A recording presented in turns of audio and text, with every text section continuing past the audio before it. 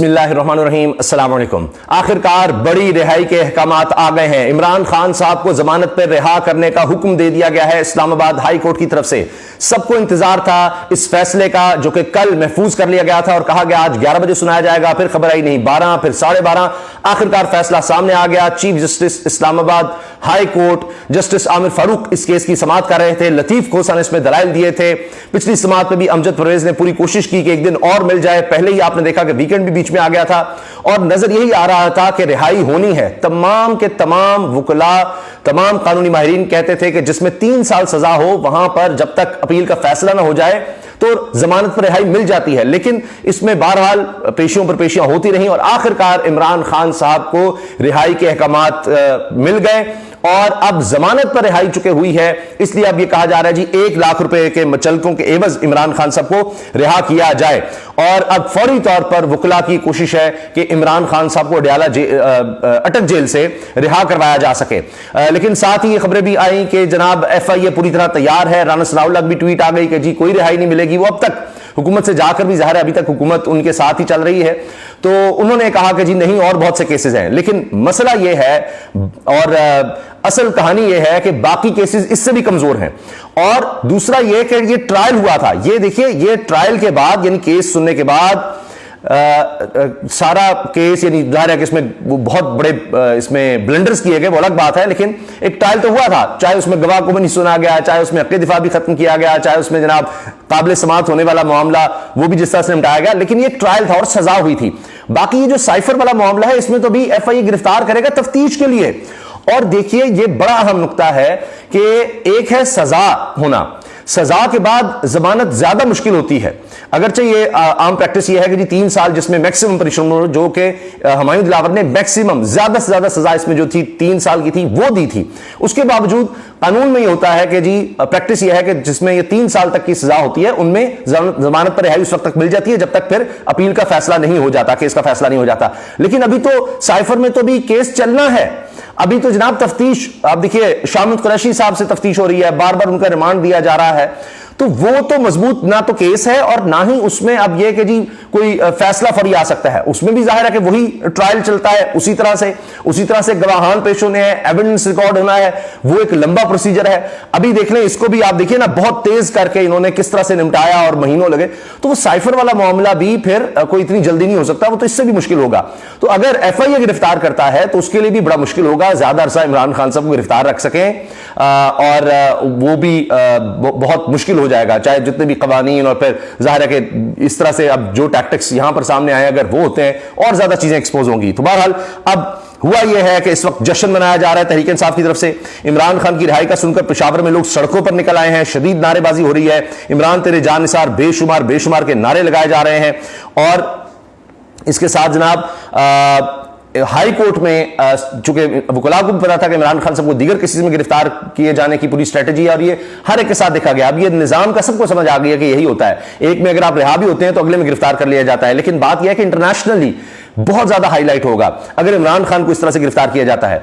बाकी लोगों को किया गया लेकिन फिर पहले ही हमारा सारी दुनिया में मजाक उड़ता है। तो इमरान खान के ऊपर जो दुनिया में जो चार्ज समझा जाता है ना वो होता है करप्शन का, तो ये उसका बनाने की कोशिश की गई थी। बाकी सारा साइफर का जब होगा तो वो इंटरनेशनल रिपोर्ट होगा, वो भी एक आप देखिए किस तरह से हाईलाइट होगा। फिर दीगर दहशतगर्दी के मुकदमात, इंसदाद दहशतगर्दी की अदालत में कि जी वो प्राइम मिनिस्टर दहशतगर्द निकला, क्या इसने किया था, इससे क्या बरामद हुआ, क्लाशनकोव हुई, क्या हुआ कि जी बयान दिए थे, ये किया था। तो वो बहुत ज्यादा एम्बैरसमेंट होगी उन केसेस की। तो अगरचे कोई रिपोर्ट करते हुए या खबरों में तो नहीं देखता, वो कहते हैं जी चार्ज लगा उसमें सजा हो गई, कि तोशा खाना का था कि आपने गोशवारों में सही तरह जाहिर नहीं किया, तो इसको बस उन्होंने करप्शन का बना दिया, हालांकि मिस डिक्लेरेशन का केस था।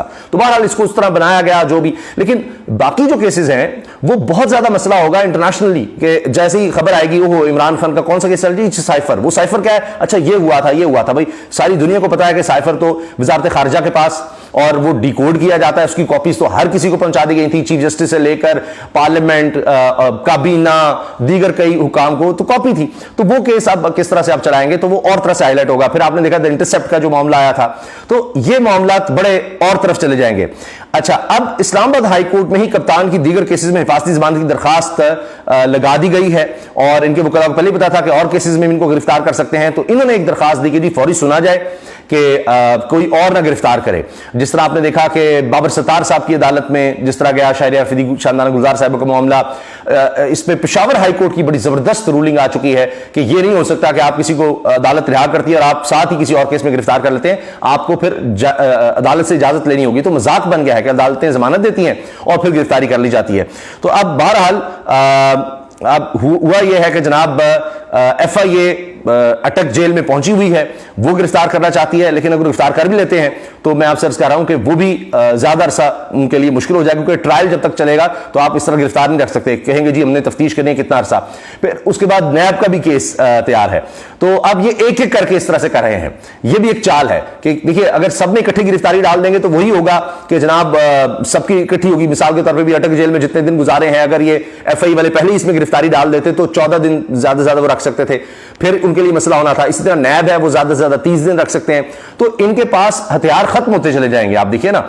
और ये इकट्ठे अगर इनको गिरफ्तारी डालते तो वो फिर इकट्ठी ही शुरू हो जानी थी, और फिर सारों जितने भी इदारे हैं, चाहे एंटी करप्शन है जो भी है, 30 दिन से ज्यादा कोई भी नहीं रख सकता था। नैब में इन्होंने जाते जाते तरमीम की। इसलिए टैक्टिक ये है कि एक एक करके आए, एक एक करके आए। अब ये फारिग हुआ है तो अच्छा आप साइफर ले आओ, वो फारिग होगा तो अच्छा नैब ले आओ, वो फारिग होगा तो कुछ और ले आओ, लेकिन ये फारिग होते चले जाएंगे, सारा सिस्टम एक्सपोज होता चलेगा। इमरान खान की मकबूलियत और ज्यादा बढ़ती चली जाएगी। सड़कों पर हालात आप पहले ही देख रहे हैं, तो लोग कहेंगे जी हमारी दाद रसी कोई नहीं कर रहा। बिजली के बिलों का मसला है, महंगाई का, बेरोजगारी का, अमन और अमान का, सिविल अनरेस्ट का मसला है, लेकिन तवज्जो किस तरफ है? ये तो इमरान खान की तरफ तवज्जो है सारी। तो इसलिए कौन सा मसला हल होगा? तो बात यह है कि ना इस तरह इमरान खान वाला जो मामला जिस तरह चाहा जा रहा है कि उसको किया जाए, वो भी नहीं हो सकेगा, और वो भी हालात जो बाहर है वो भी नहीं कंट्रोल होंगे। अच्छा,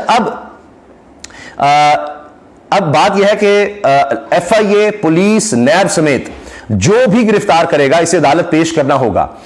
एक तो यह है कि अभी तक जो लेटेस्ट खबर है कि अभी अदालत में केस नहीं शुरू हुआ कि इमरान खान को किसी और केस में गिरफ्तार किया जाए, लेकिन जो भी गिरफ्तार करेगा, चाहे FIA हो, पुलिस, नैब, उसको अदालत में पेश करना पड़ेगा, फिर रिमांड लेना होगा, और फिर होगा यह कि इमरान खान को अदालत आता जाता दिखाना पड़ेगा और दुनिया देखती रहेगी। और फिर यह भी है कि शायद इमरान खान सबको गुफ्तगू भी कर सकें जो वायरल हो सकेगी, और फिर यह भी बहुत बड़ा एक मसला बन सकता है। आप देख रहे हैं कि अभी सख्ती की जा रही है कि जी बहुत ज्यादा सख्ती की जा रही है कि परहेज लाही से कोई ना बात कर सके, तो जब वो डाल जाते हैं मीडिया को रोक दिया जाता है। तो मीडिया को आप कितना दबाएंगे, वो भी एक इशू बनेगा, मीडिया और ज्यादा खिलाफ होता जाएगा मौजूदा सिस्टम के।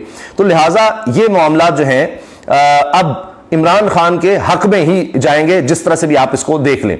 और अब चूंकि सजा भी मुअत्तल हो गई है, इमरान खान साहब इसके बाद अब रिहा हो सकते हैं अगर उनकी किसी और केस में गिरफ्तारी नहीं डाली जाती। और केस में गिरफ्तारी डालना वो एक नया मसला बनेगा और ज्यादा मुश्किल होगा उसको डिफेंड करना, जिसके बारे में मैंने आपको बता दिया है। बाकी आपने देख लिया, सुप्रीम कोर्ट में भी ये मामला था, इस्लामाबाद हाई कोर्ट में भी आया, और इस पर नून लीग बहुत चीख रही है कि देखें जब सुप्रीम कोर्ट ने इस पर बात कर दी तो इस्लामाबाद हाई कोर्ट ने तो फैसला देना ही था, ये गलत हो गया। जैसे उन्होंने बड़ा बांध के रखा हुआ था, बड़ा यकीनी रखा हुआ था, उन्होंने बड़ा अच्छा घेरा डाला था। इमरान खान सबसे मजबूत अपनी तरफ से एक केस था, जो कमजोर केस था, उसमें आपने देख लिया कितने लूप होल सामने आए, गवाहान को ना सुनना, हक दिफा ना देना, जिस तरह का फैसला आया, जितनी तेजी दिखाई गई, सबने उसको कंडेम किया। तो लिहाजा जिस तरह से अब ये केसेस है ना कि जबरदस्ती आपने पकड़ना है, गिरफ्तार करना है, तो आप देखेंगे उस पर और ज्यादा तनकीद होगी, केसेस और ज्यादा कमजोर होंगे, और ज्यादा मुश्किल होगा इमरान खान को जेल में रखना। और चूंकि वो ट्रायल चल रहा है, मैंने आपसे अर्ज कर दिया ना, केस का फैसला होगा तो फिर आप ज्यादा अरसा जेल में रख सकते हैं, वरना मुश्किल हो जाता है। और फिर यही बात कि जनाब अब मीडिया में तो और तरह बातें आएंगी। तो ये तो केस फारिग हो गया, अब जितने भी होंगे वो इससे कमजोर होगा, अगला उससे कमजोर होगा, अगला उससे कमजोर होगा। अल्लाह हाफिज।